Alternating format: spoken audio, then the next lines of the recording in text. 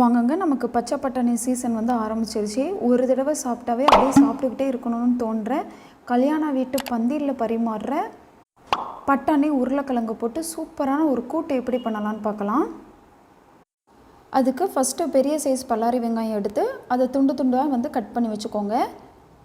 தக்காளி வந்து சின்ன தக்காளி கூட போதும். சின்ன தக்காளி எடுத்து கட் பண்ணி வச்சுக்கோங்க. தக்காளி ரொம்ப போடக்கூடாது. தேவையான அளவு உருளைக்கிழங்கு எடுத்து தோலை சீவிட்டு இந்த மாதிரி சின்ன சின்ன பீஸாக கட் பண்ணிட்டு வந்துக்கோங்க. இப்போ நான் 1/4 கிலோ வாக்கில் பட்டாணி எடுத்திருக்கேன். அதை நம்ம தோலை எடுத்துட்டு பட்டாணி உரித்து வச்சுக்கலாம். இப்போ இதுக்கு மசாலா ரெடி பண்ணுறதுக்கு அரைச்சில் போல் தேங்காய் எடுத்துக்கலாம். தேங்காவை குட்டி குட்டியாக கட் பண்ணி போட்டுக்கலாம். கொஞ்சமாக இஞ்சிக்கு ஏற்ற மாதிரி பூண்டு சேர்த்துக்கோங்க. இது எல்லாத்தையும் வந்து மையாக அரைச்சிட்டு வரணும். தேவைப்பட்டால் கொஞ்சம் தண்ணி ஊற்றிட்டு நல்லா மையாக அரைச்சிட்டு வந்துக்கோங்க. இப்போ குக்கர் காயவும் எண்ணெய் ஊற்றிக்கோங்க. எண்ணெய் காயவும் கடுகு சேர்த்துக்கலாம். கடுகு நமக்கு பொரிஞ்சு வரவும் நம்ம கட் பண்ணி வச்சுருக்கிற வெங்காயம் சேர்த்துக்கலாம். வெங்காயம் நமக்கு நல்லா வந்து ஒரு 2 நிமிஷம் வதங்கி வரவும் கருவேப்பிலை சேர்த்துக்கலாம்.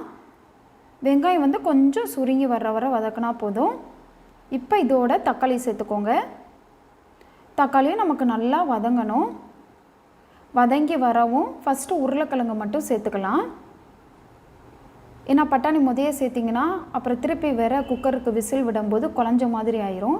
அதனால் உருளைக்கிழங்க ஒரு 2 நிமிஷம் நல்லா வதக்குனதுக்கப்புறம் பட்டாணி சேர்த்துக்கலாம். இப்போ பட்டாணி சேர்த்ததுக்கப்புறம் உப்பு சேர்த்துக்கலாம். பட்டாணியவும் ஒரு 3 நிமிஷம் கிட்டக்க நம்ம வதக்கிக்கலாம். நீங்கள் இதில் உருளைக்கிழங்கு போடாமல் பட்டாணி மட்டும் கூட போட்டு கூட பண்ணலாம், அதுவும் நல்லாயிருக்கும். இப்போ இதோட கொஞ்சமாக மஞ்சள் தூள் சேர்த்துக்கலாம். தனி மிளகாய் தூள் சேர்த்துக்கலாம். உங்கள் காரத்துக்கு ஏற்ற மாதிரி சேர்த்துக்கோங்க. சீரகத்தூள் சேர்த்துக்கலாம். அவ்வளோதான். இது எல்லாத்தையும் ஒரு தடவை நல்லா கலந்து விட்டுக்கணும். கலந்து விட்டதுக்கப்புறம் நம்ம ரெடி பண்ணி வச்சுருக்கோம்ல தேங்காய் இஞ்சி பூண்டு போட்டது அதை வந்து சேர்த்துக்கலாம். அது நம்மளுக்கு பச்சை வாசம் போகிற வரை நல்லா ஒரு 3 நிமிஷம் வந்து வதக்கிக்கோங்க. கொஞ்சம் அடிபிடிச்சிடாமல் வந்து வதக்கிக்கோங்க.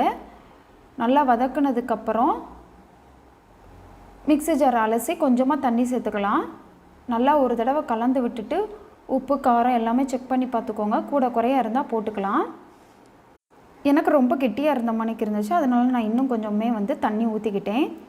நீங்கள் இதை குருமா மாதிரியும் வைக்கலாம், கூட்டு மாதிரியும் வைக்கலாம். எல்லாத்துக்குமே வந்து சூப்பராக இருக்கும். நான் இன்றைக்கி கொஞ்சம் கூட்டு மாதிரி தான் வைக்க போகிறேன். ஒரு 2 நிமிஷம் வந்து ஓப்பன்லேயே வச்சு கொதி விடுங்க.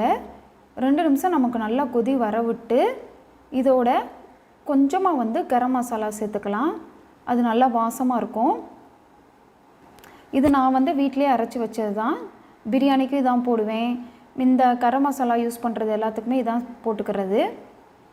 இப்போ க்ளோஸ் பண்ணி கரெக்டாக 3லேருந்து 4 விசில் குள்ளக்க விட்டுக்கோங்க. விசில் அடங்கும் ஓப்பன் பண்ணி பார்த்தோம் அப்படின்னா சூப்பராக வந்து நமக்கு கூட்டு வந்து ரெடியாக இருக்கும். எல்லா குழம்புக்கும் வந்து சூப்பராக இருக்கும். வெறும் ரசம் வச்சும் சாப்பிட்லாம், தயிர் சாதத்துக்கும் நல்லாயிருக்கும். இல்லை நீங்கள் சப்பாத்தி பூரி எல்லாத்துக்குமே இப்படி வச்சு சாப்பிட்லாம். ரொம்ப ரொம்ப டேஸ்ட்டாக இருக்கும். ஒரு தடவை ட்ரை பண்ணி பாருங்கள். பட்டாணி சீசன் ஆரம்பிச்சிருச்சு. இனிமேல் அடுத்தடுத்து பட்டாணி ரெசிபி போடுறேன். ஃபேஸ்புக்கில் இன்ஸ்டாகிராம்லேயும் ரவீனா சமையலை ஃபாலோ பண்ணுங்கள். சேனலை சப்ஸ்கிரைப் பண்ணுங்கள். ஓகே, பாய்.